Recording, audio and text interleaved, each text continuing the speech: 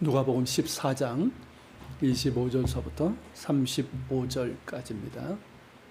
누가복음 14장 25절서부터 35절까지 저와 함께 한 절씩 교독하겠습니다.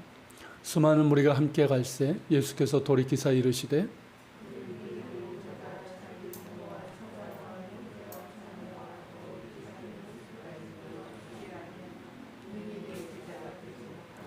누구든지 자기 십자가를 지고 나를 따르지 않는 자도 능히 내 제자가 되지 못하리라.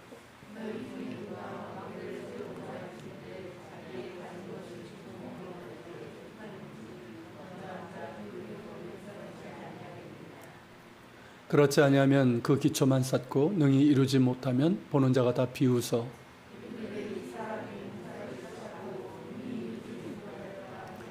또 어떤 임금이 다른 임금과 싸우러 갈 때 먼저 앉아 1만 명으로서 저 2만 명을 거느리고 오는 자를 대적할 수 있을까 헤아리지 아니하겠느냐.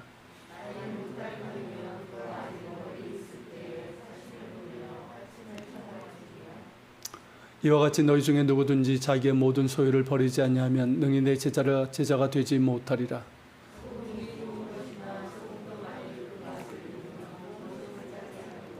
다 같이 땅에서도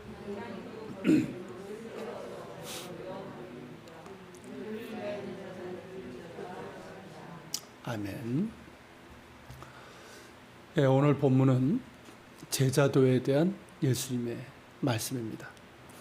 그러니까 내용을 보면 제자가 되는 세 가지 조건이랄까 그것이 있는데, 첫째는 26절의 기록처럼 자기 부모와 처자와 형제와 자매와 자기 목숨까지 미워하지 아니하면 주님의 제자가 될 수 없다는 것입니다.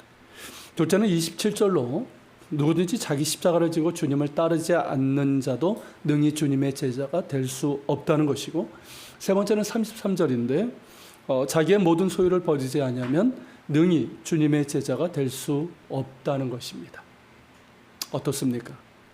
좀 당황스럽습니까? 부담스럽고 그다지 매력적이지 않을 뿐더러 언뜻 이해가 되지 않는 그런 말씀입니까? 특히 예수 믿는 것이 자신의 안녕과 부귀영화를 위한 것에 초점이 가 있는 사람들에게는 굉장히 부담스러운 말씀일 것이고, 그렇지 않더라도 부담스럽고 잘 이해가 되지 않는 말씀일지 모르겠습니다. 성경에 보면 내 부모를 공경하라고 하셨고 내 이웃을 내 몸과 같이 사랑하라고 하셨는데 그 말씀과 좀 위배되는 것 같기도 하고, 꼭 그렇게 해서까지 제자가 되어야 하는가 하는 그런 생각에 마음이 흔들리고 내키지 않는 분들도 있을지 모르겠습니다. 아니면 자신의 지금의 어떤 신앙의 상태나 삶의 모습으로 인해서 죄스럽고 부끄러운 그런 분들도 있을 겁니다. 영국의 신학자이자 목회자인 톰 라이트가 이 말씀을 두 종류의 사람으로 비유를 들어서 이야기를 했어요. 첫째는 이제 어떤 정치인이 선거 기간에 군중에게 연설하는 것으로 비유를 했습니다. 만일 정치인이 이렇게 말한다면 여러분들 어떻게 하시겠습니까? 이렇게 말합니다. 여러분이 저에게 한 표를 던지시면 여러분들은 여러분들의 가정과 가족을 잃어버릴 겁니다. 여러분은 더 많은 세금과 더 낮은 임금을 요구하는 것 같으며 여러분이 사랑하는 것을 전부 잃어버려도 좋다고 결단하는 것입니다. 자, 이제 누가 저를 지지하시겠습니까? 만일 이런 식의 연설이라면 여러분 어떠시겠습니까? 사람들은 상당히 당하고 어리둥절해 할 겁니다. 그리고 미쳤다고 냉소를 던지는 사람들도 있을 것이고 야유를 퍼부을 것입니다. 그리고 두 번째는 격리된 마을 사람들에게 의료품을 긴급 지원하는 탐험대장, 이게 구호대장이라 할 수 있겠죠. 구호대장의 경우입니다. 자, 그 마을까지 가기 위해서는 높고 위험한 산악지대를 통과해야 됩니다. 그 길을 가는 도중에 구호팀장이 팀원들에게 말합니다. 여기서부터는 조금이라도 앞으로 나가기 위해서는 여러분 개인의 집은 다 버려야 됩니다. 여기서부터는 길이 너무나도 가팔라서 물건을 전부 가져갈 수 없습니다. 여러분들의 짐은 다 버려야 되고 그 짐들은 다시 찾지 못할 겁니다. 그리고 지금 집에 마지막으로 엽서를 보내는 게 좋을 겁니다. 이 길은 너무나도 위험해서 우리 중 몇 사람은 다시 돌아오지 못할 가능성이 아주 높습니다. 어떻습니까? 이런 상황이라면 구호팀장의 말이 이해가 될 겁니다. 팀원들뿐만 아니라 우리도 말입니다. 달가운 말은 아니지만 충분히 납득이 가는 말입니다. 바로 이런 경우라는 것이죠. 그러니까 예수님의 말씀은 첫 번째 정치인보다는 두 번째 구호팀장에 더 가깝다는 것입니다. 굉장히 급박하고 위기의 상황을 염두에 두고 하신 말씀이라는 거예요. 그렇다면 그 당시의 상황을 이해할 필요가 있을 겁니다. 예수님께서는 구약의 예언대로 이 땅에 오신 하나님의 아들 메시아십니다. 많은 사람들이 예수님을 통해서 죄 용서의 구원을 받고 하나님 나라를 맛보며 예수님을 따랐습니다. 즉 제자로서의 길을 갔습니다. 하지만 그 길은 결코 향기로운 꽃길이 아니었습니다. 분명 생명의 길이고 진리의 길이고 영광의 길인 것이 맞지만 예수님의 말씀처럼 좁은 길이고 좁은 문이었습니다. 자기를 부인하고 자기 십자가를 지고 가야 하는 길입니다. 예수 믿는 게 뭡니까, 여러분? 나를 부인하고 내가 주인 되었던 나를 부인하고 예수님이 나의 왕이 되시는 그것 아닙니까? 그리고 예수님의 부활에 참여하길 원하는 자는 예수님과 함께 고난도 받아야 하기 때문입니다. 장차 예수님의 십자가 고난과 죽음 그리고 부활과 승천이 있을 것이고 성령 강림으로 인해서 교회가 세워질 것입니다. 정말 천국과 같은 공동체가 세워질 것이고 복음이 세상에 전파될 것입니다. 그러나 악의 세력은 이것을 좋아하지 않습니다. 그대로 놔두지 않습니다. 곧바로 배척과 박해가 있을 것이고 순교의 상황까지 이어질 것입니다. 악의 세력은 믿는 자들에게 양자택일을 요구할 것입니다. 예수를 부인하고 평안하게 살 것인가? 아니면 예수를 따르며 감옥에 갇히고 재산을 몰수당할 것인가? 혹은 예수를 부인하고 너의 목숨을 건질 것인가? 아니면 예수를 택하고 너의 목숨을 내어놓을 것인가? 즉 예수냐 너의 목숨이냐 둘 중에 하나를 택하라고 겁박을 할 것입니다. 이는 당시 초대교회의 상황뿐만 아니라 지금도 그러합니다. 이스라엘에서 예수님을 믿는 유대인들, 메시아닉 유대인들이 그러합니다. 이스라엘은 종교의 자유가 보장된 민주주의 국가지만 뿌리 깊고 강력한 유대교의 전통과 기독교에 대한 반감이 강한 곳입니다. 그래서 유대인으로서 예수를 믿는 것은 단순한 개종이 아니라 하나의 종교를 택하는 것이 아니라 유대 민족에 대한 반역이고 배신으로서 그는 더 이상 유대인이 아니라고 비난하며 많은 차별과 조롱을 받고 심지어 생명의 위협까지 당하기도 합니다. 이슬람 지역은 더욱더 그러하죠. 이 극단주의, 이 근본주의 이슬람 국가에서 예수님을 영접하며 따르는 사람들은 정말 죽음을 각오해야 됩니다. 이라크가 그러합니다.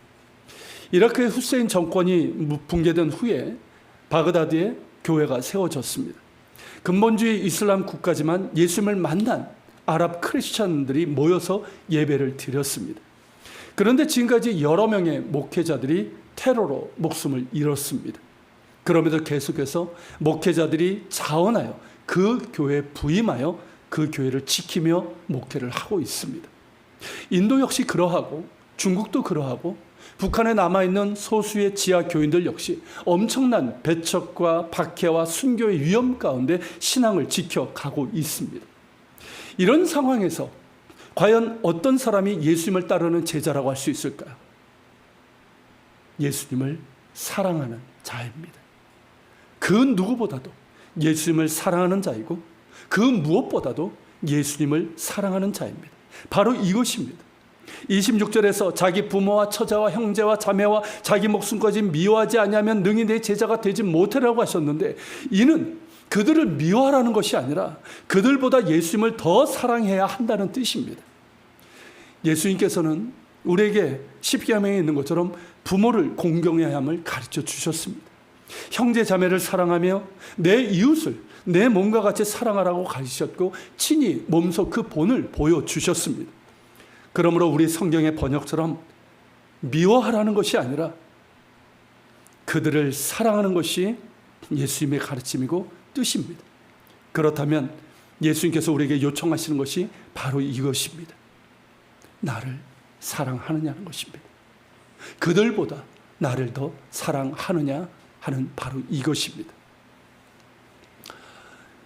요한복음 마지막 성경 21장에 보면 예수님께서 베드로에게 물으신 말씀이 있습니다.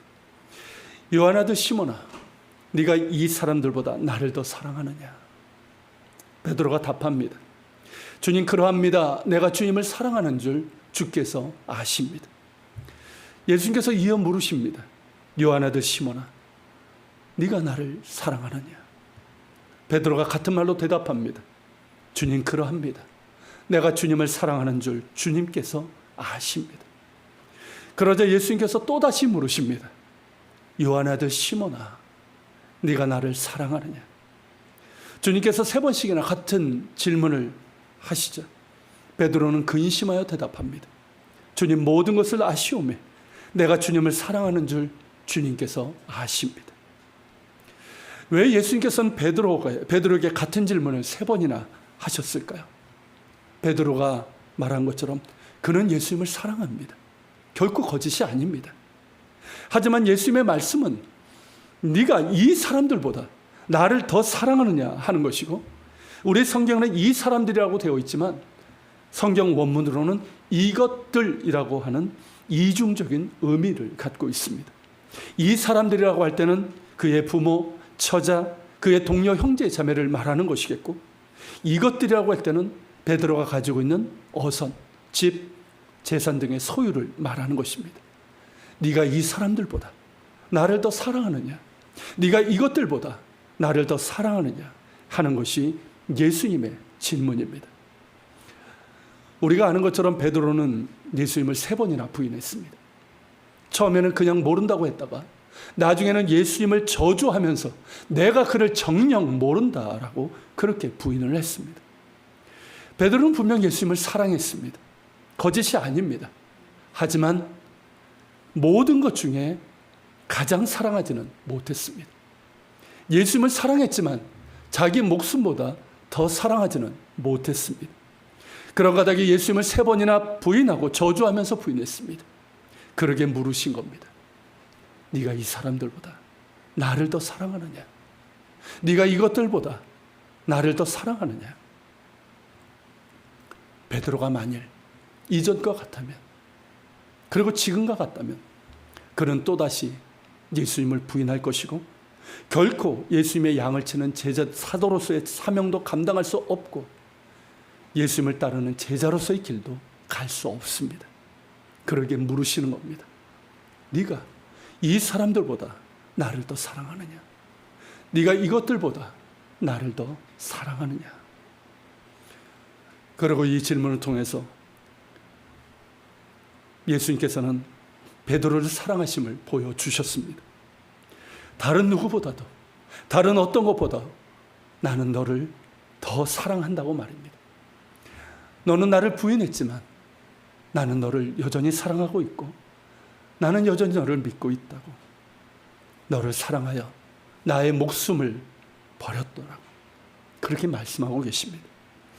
예수님의 사랑이 다시금 베드로에게 부어졌습니다. 이제 베드로는 예수님을 사랑합니다. 2번째로, 3번째로 사랑하는 것이 아니라 첫 번째로 주님을 사랑하고 내 목숨보다 더 사랑하고 내가 사랑하는 가족과 형제 자매보다 더 사랑하게 되었습니다. 예수님을 사랑하기에 자신의 모든 것을 포기할 수 있었습니다. 그리고 실제로 그렇게 베드로는 예수님을 온전히 사랑했고, 십자가에 거꾸려 매달려 순교하는 그때까지도 자신의 생명보다 예수님을 더 사랑했습니다. 예수님께서 우리에게 원하시는 것이 바로 이것입니다. 나의 부모, 가족, 형제, 자매, 이웃을 미워하고 내 목숨을 미워하라는 것이 아닙니다. 그들을 사랑하되 예수님을 더 사랑하는 자가 되어야 한다는 것입니다.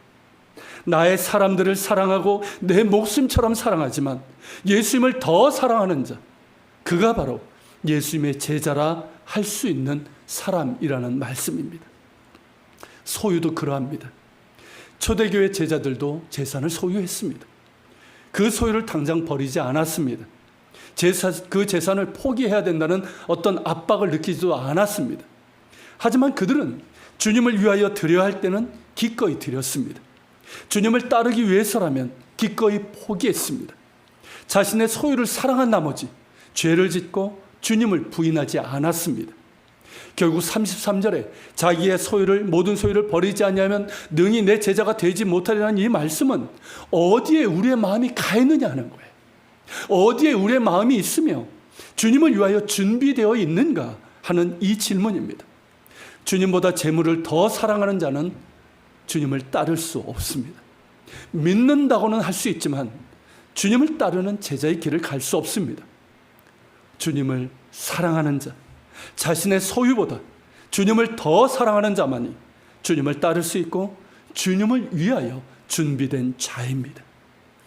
주님께서 부르실 때 그 모든 것을 내려놓고 따를 수 있는 자이고 주님을 위하여 들을 수 있는 자입니다. 바로 그런 사람이 제자라는 것입니다. 예수님께서는 이런 제자도에서 말씀하시면서 비유로 성을 짓는 것과 전쟁에 대해서 말씀하셨습니다. 28절부터 32절인데 첫 번째 비유는 망대로 되어 있지만 망대는 성을 건축할 때 중요한 부분이기 때문에 성을 짓는 것으로 이해를 할 수 있습니다. 성을 건축할 때 그 비용을 먼저 계산하지 않겠냐는 겁니다. 그렇지 않습니까? 만약 그렇지 않고 무턱대고 건축을 하면 기초만 쌓고 나머지는 하지 못하는 꼴이 되고 만다는 것입니다. 두 번째 비유는 전쟁을 하기 전에 아군의 병력으로 적군의 병력을 대적할 수 있는지를 먼저 헤아려 봐야 되고 만약 이길 수 없다면 적군이 오기 전에 먼저 사신을 보내서 화친을 청하는 것이 지혜롭다는 것입니다. 이런 내용인데 이것이 왜 제자도와 관련되는지 이해가 되시는지요? 많은 경우는 그렇게 얘기합니다. 이것은 예수님의 제자가 되는데 대가를 치러야 된다. 중도에 포기해서는 안 된다. 이런 뜻으로 해석을 합니다. 어느 정도는 맞는 해석이지만 이 역시 당시의 상황으로 볼 필요가 있습니다. 예수님께서는 이스라엘 사람들에게 길이요 진리요 생명이신 예수님을 따를 것을 요청을 하셨습니다. 그래서 많은 이들이 예수님을 따랐습니다. 예수님을 사랑하는 그 길을 택했습니다. 하지만 훨씬 많은 사람들은 그렇지 않았습니다. 그들은 그들의 왕이요 구원자이신 예수님을 따르기를 거절하고 자신들의 사람들과 자신들의 소유를 사랑하는 길을 택했습니다. 이 비유에서 성이 바로 예루살렘 성전입니다. 헤롯에 의해서 전면적으로 리빌딩된 이 성전은 주전 20년에 착공하여서 주 63년에 세부 공사까지 마쳐서 완공을 했습니다. 80년이 넘게 걸린 대공사였습니다. 당시 로마 제국의 손에 꼽히는 그런 건축물 중에 하나였던 성전은 예수님의 말씀대로 완공된 지 불과 7년 만에 로마에 의해서 돌 하나도 돌려 남지 않고 무너지게 됩니다. 로마가 성전을 파괴할 때 유대인들은 로마 군대와 전쟁을 했습니다. 3년에 걸쳐 싸웠지만 세계 최강의 로마 군대를 상대하기에는 애초부터 역부족이었습니다. 유대인들은 패했고 예루살렘 성전을 비롯해 철저하게 파괴되었으며 그들은 학살당했고 살아남은 자들은 노예가 되거나 그 땅에서 추방당했습니다. 그들이 지키고자 했던 것은 자신들의 소유였고 그들의 사람들이었습니다. 헤롯은 성전 건축을 통해서 유대인들의 환심을 사서 자신의 정권을, 자신의 가문을 견고히 구축하려고 했고 제사장 무리들은 성전을 통해서 자신들의 기득권을 지키려고 했습니다. 열심당과 바리새인들은 자신들의 전통, 소유, 사람들을 지키겠다고 무모하게 로마와 전쟁을 했습니다. 그 결과 성전은 무너졌고 그들은 전쟁에 패해 처참한 결과를 맞이했습니다. 하지만 그 위기 상황에서 예수님을 더 사랑했고 예수님을 따랐던 제자들은 비록 배척과 박해를 받았지만 그들의 공동체를 유지할 수 있었습니다. 결국 예수님의 말씀은 당시 유대인들에게 위기의 순간을 제시하고 있는 겁니다. 그 위기 앞에서 길이요 진리요 생명이신 예수님을 사랑함으로 따르는 진정한 이스라엘이 될 것인지 아니면 자신들의 것을 지키다가 모든 것을 잃고 마는 참화를 맞닥뜨려야 하는 겁니다. 이상이 당시의 상황에서 볼 수 있는 본문의 이해입니다. 이제 어느 정도 이해가 되시리라고 믿습니다. 하지만 여전히 부담스럽고 한편으로는 죄스럽고 부끄러운 말씀으로 다가올지 모르겠습니다. 그리고 이 말씀은 당시의 상황을 반영하고 있지만 지금 우리에게도 동일한 요청을 하고 있는 예수님의 말씀입니다. 하나님께서는 당신의 독생자 예수 그리스도를 통해서 우리를 부르셨습니다. 단지 우리의 구원만을 위해서가 아니라 우리를 주님의 제자로 부르셨습니다. 제자로의 부르심, 이것이 우리를 택하시고 구원하신 하나님의 뜻입니다. 믿습니까, 여러분? 우리를 제자로 부르신 주님의 질문은 이것입니다. 나를 더 사랑하느냐? 나를 더 사랑하느냐? 바로 이것입니다. 너의 부모를 공경하고 너의 가족을 사랑하며 너의 형제를 사랑하고 내 이웃을 내 몸과 같이 사랑하는 것이 마땅하나 이 사람들보다 나를 더 사랑하느냐 하는 것입니다. 재물에 대해서도 재물과 하나님을 겸하여 섬길 수 없을 뿐만 아니라 우리가 그 어떤 것보다도 주님을 더 사랑하는지를 물으십니다. 내가 너에게 준 모든 소유를 누리며 그것을 영위하며 살되 내가 원하면 언제든지 그것을 나에게 바칠 수 있고 포기할 수 있는 준비가 되어 있는가? 그렇게 물으시는 겁니다. 주님을 사랑하기에 나의 모든 것, 내 생명까지도 주님께 드릴 수 있는 그런 사랑을 우리에게 요구하고 계십니다. 어떻습니까? 여전히 부담스럽습니까? 여전히 왜 이런 요구를 하는지 납득이 되지 않습니까? 우리가 정말 하나님이 어떤 분이시를 알고 하나님 그분의 사랑을 알고 우리를 사랑하시는 예수님을 믿는다면 오늘 이 말씀은 부담은 될지언정 부당하고 무리한 요구라는 생각은 하지 않을 것입니다.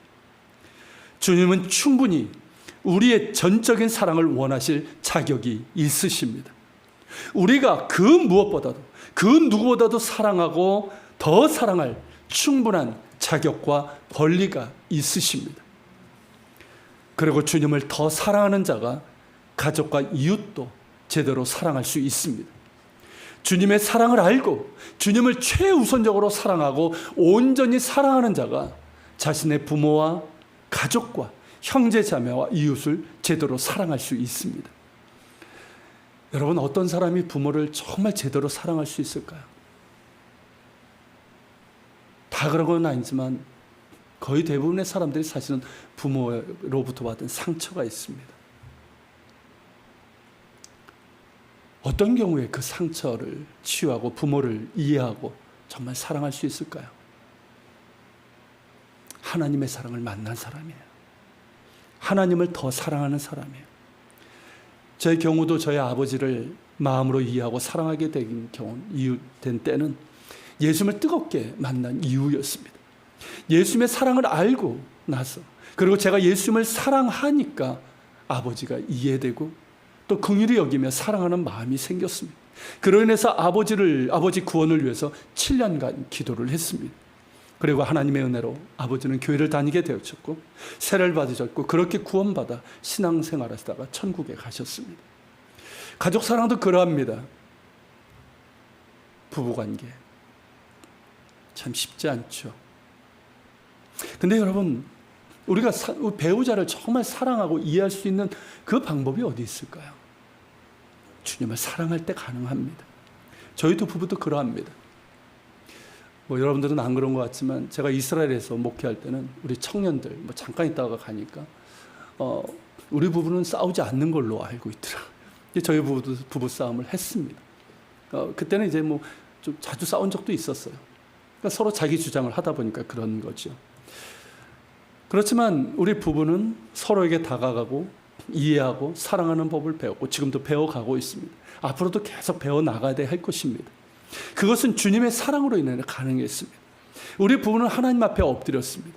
하나님께서 당신의 사랑으로 우리 부부의 마음을 만져주셨고 그 사랑 안에서 서로를 용납하고 이해하고 다가서는 법을 배우게 된 것입니다. 하나님을 더 사랑할 때 나의 배우자도 사랑할 수 있습니다. 예수님을 더 사랑할 때 나를 주장하기보다는 상대방의 아픔과 연약함을 이해하고 배려하고 사랑할 수 있습니다. 자녀 사랑도 마찬가지입니다. 내 생명을 내어줄 만큼 자녀를 사랑하지만 하나님을 자녀보다 더 사랑할 때 우리는 자녀를 제대로 사랑할 수 있습니다. 내 것이라는 집착에서 벗어날 수 있고 내 욕심이 투영된 이 그릇된 자녀 사랑으로 자녀의 목을 죄는 위험으로부터 벗어날 수 있습니다. 여러분, 자녀를 사랑한다면 하나님을 더 사랑하십시오. 하나님을 더 사랑할 때 자녀를 제대로 사랑할 수 있습니다. 하나님을 사랑하며 그 사랑에 자녀를 맡기십시오. 하나님의 사랑 안에서 자녀를 축복하며 기도하십시오. 하나님께서 우리 자녀를 붙드시고 인도해 주실 것입니다. 우리 교우들 간의 관계도 마찬가지입니다. 어떻게 우리가 서로를 사랑할 수 있을까요? 어떻게 우리가 형제자매를 사랑할 수 있을까요? 친해지는 것을 얘기하는 게 아니에요. 친해지는 것과 사랑하는 것을 혼동하지 마십시오. 교회는 친목단체가 아닙니다. 교회는 서로를 용납하고 용서하고 겸손히 나를 낮추며 사랑하며 섬기는 사랑과 섬김의 공동체입니다. 이것이 어떻게 가능할까요? 우리의 노력과 의지로? 우리의 어떤 교양과 예절로? 천만의 말씀이요. 불가능합니다. 금방 바닥나고 포기하고 말 것입니다. 오직 하나, 그리스도의 사랑으로 가능합니다.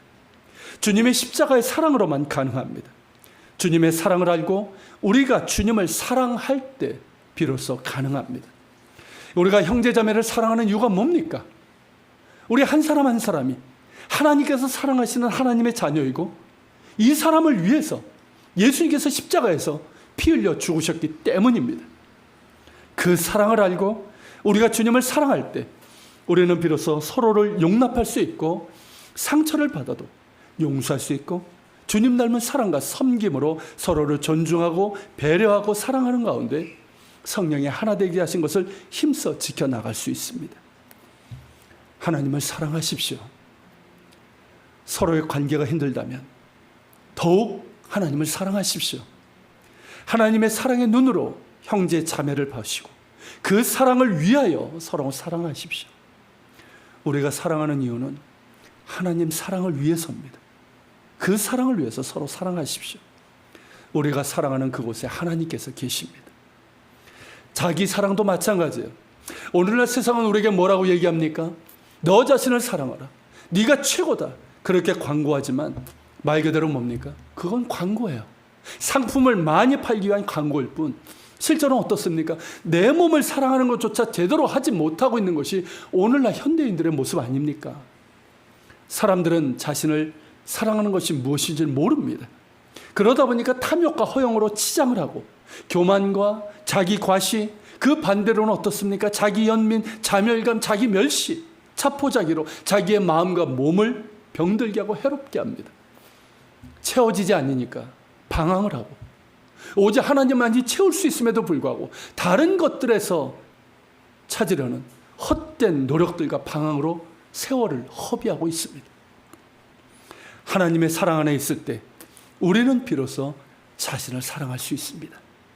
하나님의 사랑의 눈으로 나를 볼 때 내가 얼마나 죄인임을 알게 되고 그러면서 동시에 그런 나를 사랑하시는 하나님의 사랑으로 인해서 우리는 교만과 자기 멸시에 병든 모습에서 치유될 수 있습니다. 하나님을 사랑하십시오. 그것이 나를 사랑하는 방법입니다. 하나님을 사랑할 때 오직 하나님의 사랑 안에 묶인 자가 되어서 자유하고 평안하며 진정 행복한 사람이 될 수 있습니다. 하나님을 사랑하십시오. 재물도 그러합니다. 재물과 하나님을 겸하여 섬길 수 없습니다. 재물은 사랑할 대상이 아니라 우리가 살아가는 데 필요한 쓸 것일 뿐입니다. 우리가 사랑할 대상은 하나님뿐입니다. 하나님을 사랑할 때 재물을 사랑하지 않게 됩니다. 하나님을 사랑할 때 재물을 바르게 관리할 수 있습니다. 하나님을 사랑하십시오. 재물보다 나의 소유보다 하나님을 최우선적으로 사랑하십시오. 그렇지 않으면 인간은 필연적으로 재물의 노예가 되고 맙니다. 재물은 우리 인간에게 눈에 보이는 신과 같은 존재이기 때문입니다. 재물보다 돈보다 하나님을 더 사랑하십시오. 재물을 더 사랑해서 재물 때문에 하나님을 저버리는 일이 없도록, 재물 때문에 죄를 짓고 돈 때문에 죄를 짓고 하나님을 노엽게 하는 일이 없도록 하십시오. 재물은 언제 없어질지 모르고 이 땅에서 끝나는 것이지만 하나님을 사랑하는 것은 마치 하늘에 보화를 쌓는 것과 같으며 결코 사라지지 않고 영원하며 우리를 영원으로 이끕니다. 하나님을 사랑하십시오. 하나님의 임재 연습이라는 책이 있습니다. 기독교 고전 중에 하나로 17세기 프랑스 한 수도원에 살았던 로렌스 형제에 관한 책입니다. 그가 쓴 책은 아니고 그와 이야기를 나눴던 다른 사람, 그리고 그의 어떤 짧은 격언집을 모은 책인데요. 짧은 분량이고 쉬운 글입니다. 그런데 결코 가볍지 않고 정말 깊이 있고 생생합니다. 우리에게 큰 감동과 도전을 주는 책입니다. 그래서 지금까지도 사랑받는 책인데 여러분 꼭 읽어보시길 바랍니다. 이번 주 추천 필독 도서입니다. 이 로렌스 형제 본명은 이제 니콜라 헤르만이었고, 로렌스라는 이름은 수도원에서 붙여진 이름이었습니다. 로렌스 형제는 배움도 많지 않았고 예전에 전쟁에 참여하면서 큰 부상을 입어서 다리를 저는 장애도 있었습니다. 하지만 하나님을 참되게 섬기고 예수님을 따르는 삶을 살고자 하는 마음으로 50의 나이에 수도원에 들어가게 됩니다. 하지만 평신도였어요. 그래서 수도사가 될 수 없었고 평신도 수사로 생활을 했는데 그에게 주어진 업무가 주방 일이었습니다. 로렌스 형제는 수도원에서 만족을 얻지 못합니다. 수도원이라는 게 이게 굉장히 형식과 틀에 갇혀지지 않습니까? 그런 형식과 틀에 따라서 움직이는 수도원 생활로는 깊이 있게 하나님을 만나지 못했고, 그리고 그에게 주어진 주방 일이 그를 힘들게 했습니다. 한 번도 해보지 않은 일이었어요. 그리고 주방 일이 어떻습니까? 여러분들 우리 코로나 때문에 돌밥 그것 때문에 힘들다고 하지만 수도원같이 몇백 명의 사람들이 그렇게 생활하는 곳에서는 이른 새벽서부터 밤늦게까지 요리해야 되고 설거지해야 되고 이것이 반복되는 참 힘든 일입니다. 그런 일로 인해서 마음이 점점 힘들고 불평과 원망도 하기 시작을 했습니다. 하지만 로렌스 형제는 그 생각이 들은 거예요. 자신을 이곳으로 이끄신 하나님의 뜻이 무엇인지를 곰곰이 생각했고 마침내 내가 무엇을 하든지 하나님을 사랑함으로 하기, 여기에 단순한 생각을 집중할 필요가 있다는 결심을 하게 됩니다. 그러니까 하나님을 사랑함으로 하겠다는 거죠.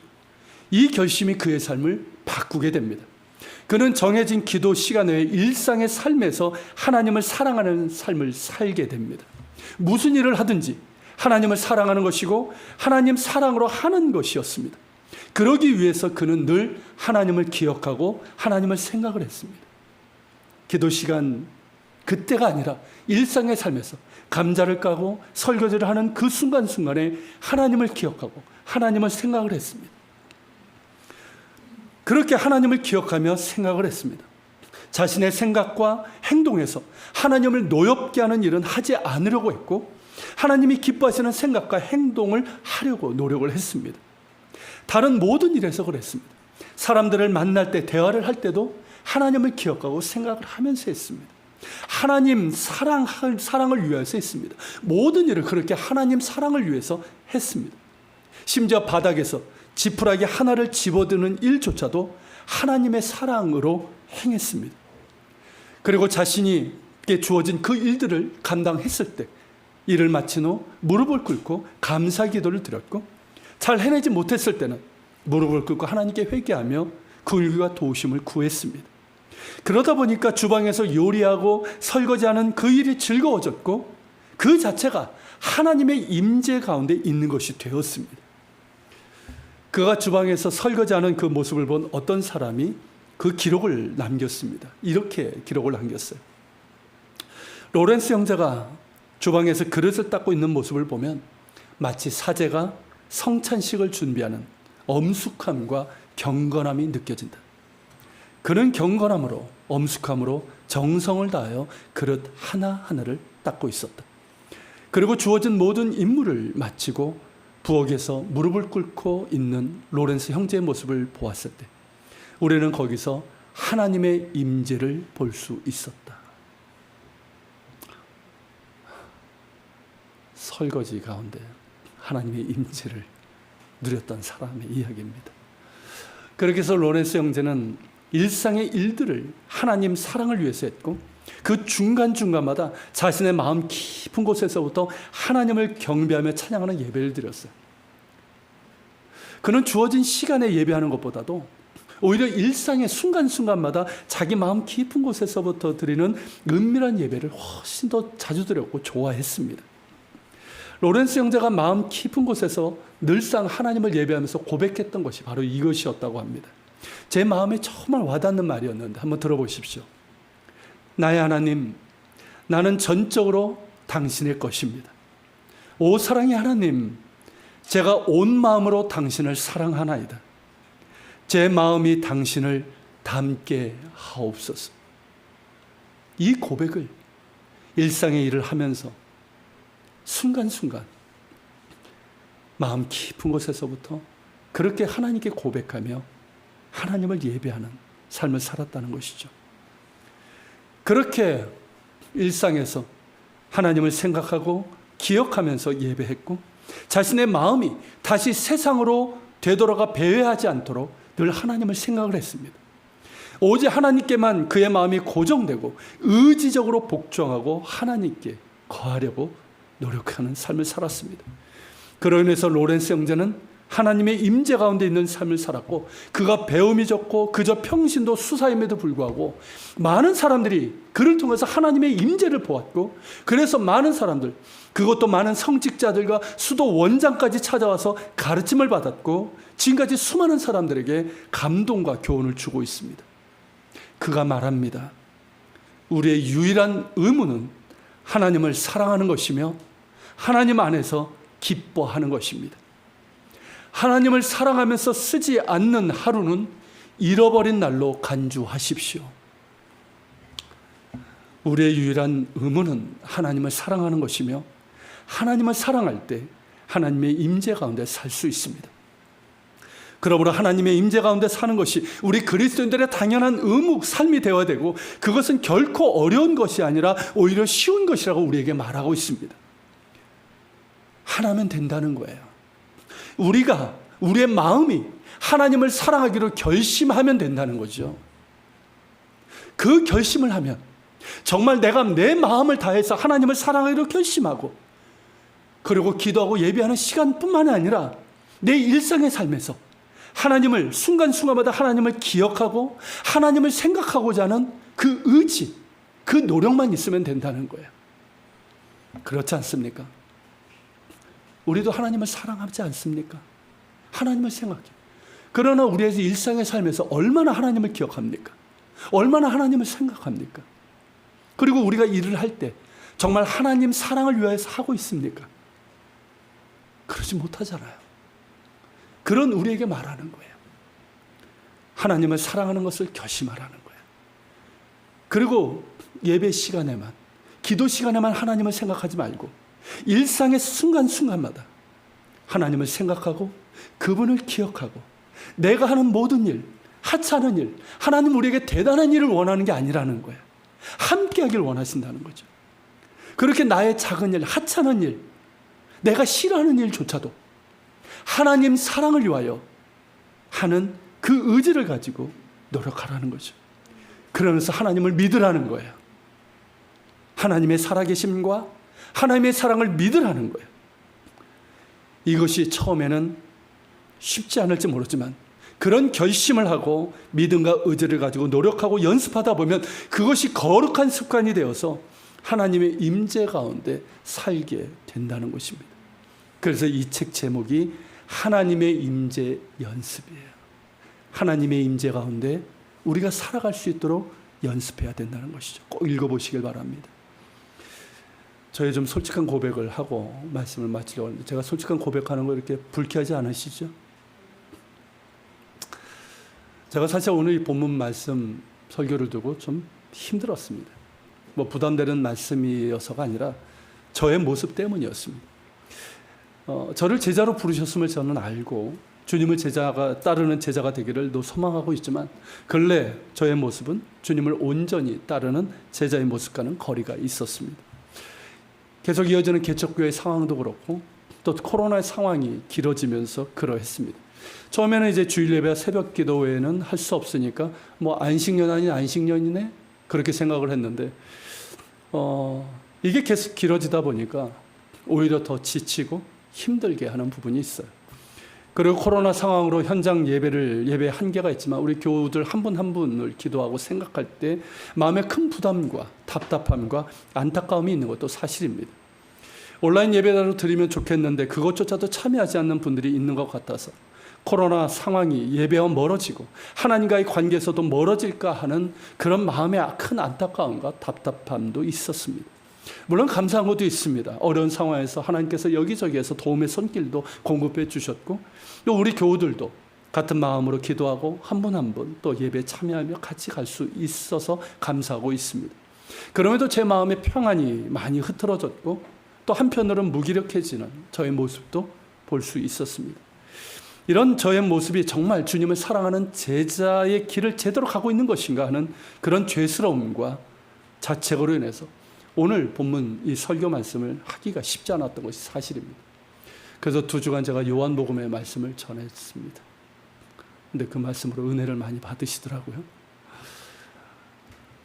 그래서 다시 하나님 앞에 엎드려서 긍휼을 구하며 정말 주님을 따르는 그 길을 갈 수 있기를 구했습니다.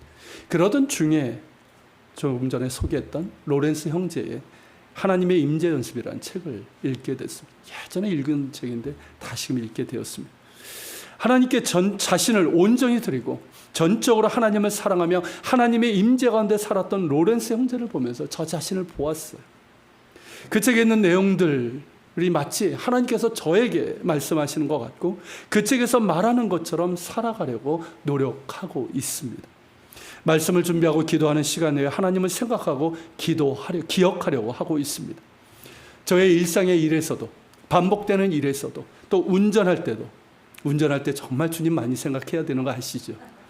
그리고 사람들을 만날 때에도 제 생각 가운데 부정적인 생각이 들 때에도 또 죄스러운 그런 생각이 들 때도 로렌스 형제가 말한 것처럼 의지적으로 하나님을 생각하고 기억하면서 나의 모든 것이 하나님 사랑을 위하여 하는 것이 되도록 노력하고 있습니다.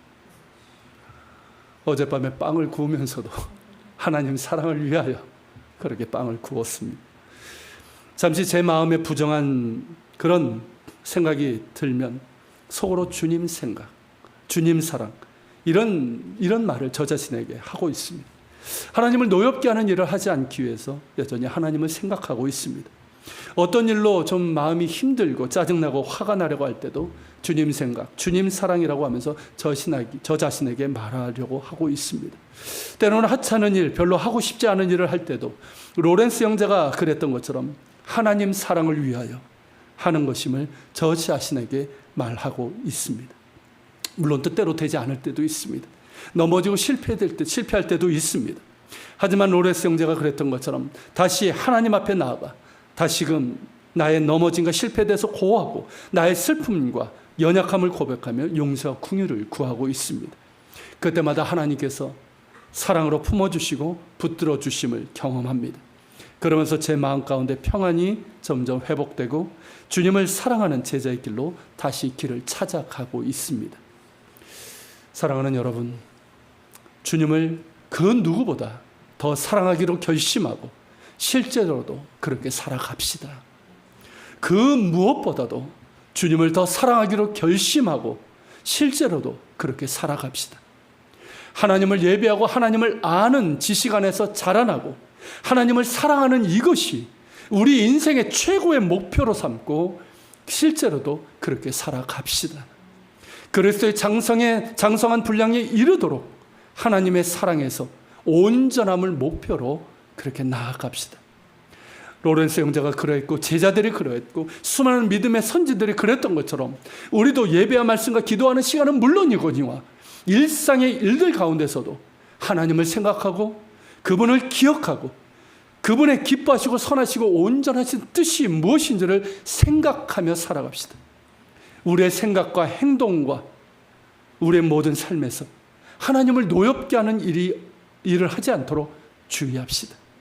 설령 했더라도 즉각적으로 하나님 앞에 나아가 회개하고 다시 하나님의 은혜로 일어설 수 있기를 바랍니다. 여러분들의 직장과 사업장에서, 가정에서, 일상의 삶에서 주님을 기억하고 생각하고 주님을 사랑함으로 일하고 사람들을 만나고 살림을 하고 자녀를 양육하며 살아갑시다. 공부하는 학생이라면 주님을 사랑함으로 공부하십시오. 공부하는 것 자체가 하나님을 사랑하는 일이에요. 교우들과의 관계에서도 주님을 사랑하고 주님을 사랑함으로 사랑하며 우리의 관계를 성숙시켜 나갑시다. 세상에 대해서도 우리가 주님을 사랑하는 자이며 그 사랑으로 사랑하는 자임을 나타냅시다. 그것이 바로 예수님께서 말씀하신 그 맛을 간직한 살아있는 소금 아니겠습니까? 하나님이 창조하신 이 세상에 하나님의 살아계심과 그분의 사랑의 맛을 보여주는 우리가 될 수 있길 바랍니다.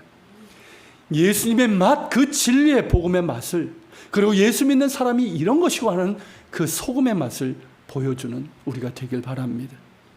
예수님의 제자가 된다는 것이 곧 세상의 소금이 되는 것입니다. 같이 기도하겠습니다. 오늘 말씀을 기억하면서 기도합시다. 기도하되 우리가 한번 정말 주님 앞에 우리의 마음을 드리며 결심하면서 기도합시다. 하나님, 저 역시 하나님을 사랑합니다. 결코 거짓이 아닙니다. 하지만 하나님을 그 누구보다도, 그 무엇보다도 사랑하지는 못했습니다. 첫 번째로 사랑하지 못했습니다. 주님을 3번 부인했던 베드로의 모습이 바로 나의 모습입니다. 주님 베드로에게 찾아가 사랑으로 물으신 것처럼 주님, 이 사람들보다, 이 모든 것보다 주님을 더 사랑하는 자가 되길 원합니다. 내 마음의 한 부분이 아니라 내 마음을 다해 주님을 사랑하길 원합니다. 나는 주님의 것입니다. 온 마음을 다해서 주님을 사랑하길 원하고 주님의 마음을 나에게 부어주셔서 주님을 닮게 하여 주소서. 그저 기도하는 시간에, 예배 드리는 시간에만 주님을 생각하지 않게 하시고 내 일상의 일들 가운데서 사람들을 만나고 장사를 하는 그 순간, 자녀를 키우는 그 순간, 내가 싫어하는 하찮은 일을 하는 그 순간에도 하나님 당신을 생각하고 기억하게 하시고 모든 일을 하나님 사랑을 위하여 할 수 있는, 그래서 정말 하나님의 임재를 경험할 수 있는 저희들 되게 하여 주옵소서. 같이 주님 앞에 우리의 마음을 드리며 기도하며 나아갑시다. 사랑하는 주님, 이 시간 기도하며 주님 앞에 나아갑니다.